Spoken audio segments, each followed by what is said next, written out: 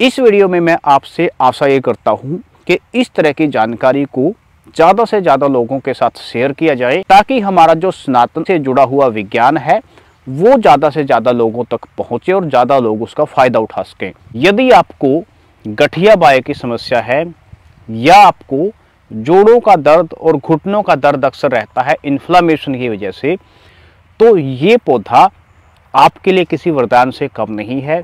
इसकी दवाई आप बना करके इस्तेमाल कर सकते हैं और गठिया बाय से निजात पा सकते हैं।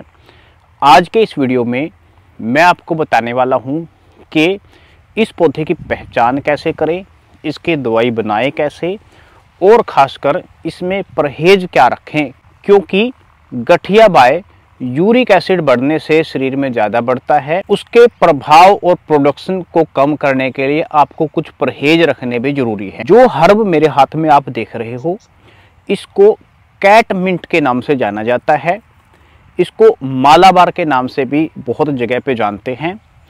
ये पौधा कॉमन पौधा नहीं है। जैसे मैंने पहले के कई वीडियो में ऐसे पौधे दिखाए जो आप कहीं पे भी जाके देखोगे तो आपको मिल जाएंगे, लेकिन ये पौधा काफ़ी शर्मीला पौधा होता है और जहाँ पे लोगों की आवाजाही है, लोग आते जाते हैं, वहाँ पे ये नहीं उगता। उग भी जाता है तो ये जल जाता है, ख़त्म हो जाता है, मुरझा जाता है। इसकी पहचान सबसे पहले आप कैसे करेंगे? सबसे पहला तो ये उन जगह पे आपको उगा हुआ मिलेगा जहाँ पे लोग बहुत कम आते जाते हैं। अगर आपकी नज़र में कोई ऐसी जगह है, वहाँ पे जाकर इसको आप देख सकते हैं। इसकी पहचान करने के लिए आप इसके पत्ते को एक बार देख सकते हैं। दूसरा, इसके ऊपर जो फूल आता है बहुत अलग तरह का फूल होता है और इस तरह से झुंड में ये फूल आता है। किसी और पौधे में आपको इस तरह से ये झुंड देखने को नहीं मिलेगा। तीसरा, इसकी जो खास पहचान है, इसका जो तना होता है वो गोल ना होकर के चकोर तना होता है। हालांकि कई सारे और भी ऐसे पौधे हैं जिनमें चकोर तना पाया जाता है, लेकिन इसके तने और फूलों के संयोग को आप मिला करके जब देखोगे तो इसकी पहचान बड़ी आसानी से आप कर सकते हैं। गठिया बाय में इसको इस्तेमाल कैसे करना है? जब ये पौधा पक जाता है, जो खासकर नवंबर के महीने में अब ये पक करके तैयार हुआ है और मैंने भी ये उखाड़ा है किसी की दवाई बनाने के लिए। इसकी दवाई बनाई कैसे जाती है? इस पौधे को आप उखाड़ के रख लीजिए।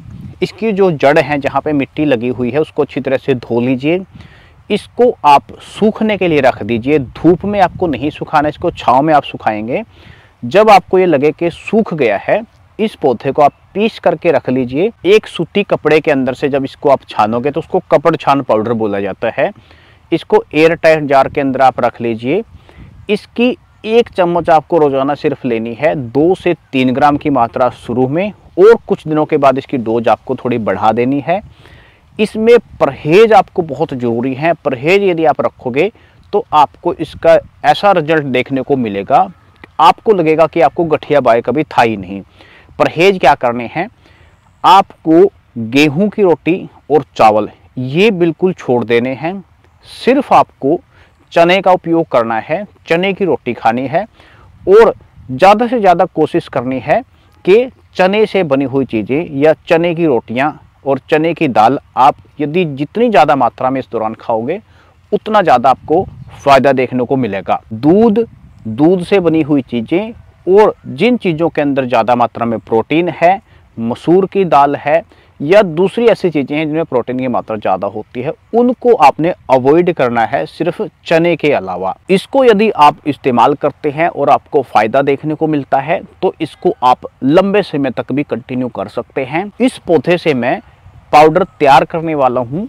यदि आप इसकी पाउडर को तैयार करने की प्रोसेस को भी देखना चाहते हैं तो मुझे नीचे यदि आप कमेंट करोगे तो इसके ऊपर भी एक अलग वीडियो मैं आपके लिए विस्तृत वीडियो बना करके लेकर आऊँगा। यदि आपके इससे रिलेटेड कुछ सवाल रहते हैं तो मुझे आप नीचे कमेंट कर सकते हैं।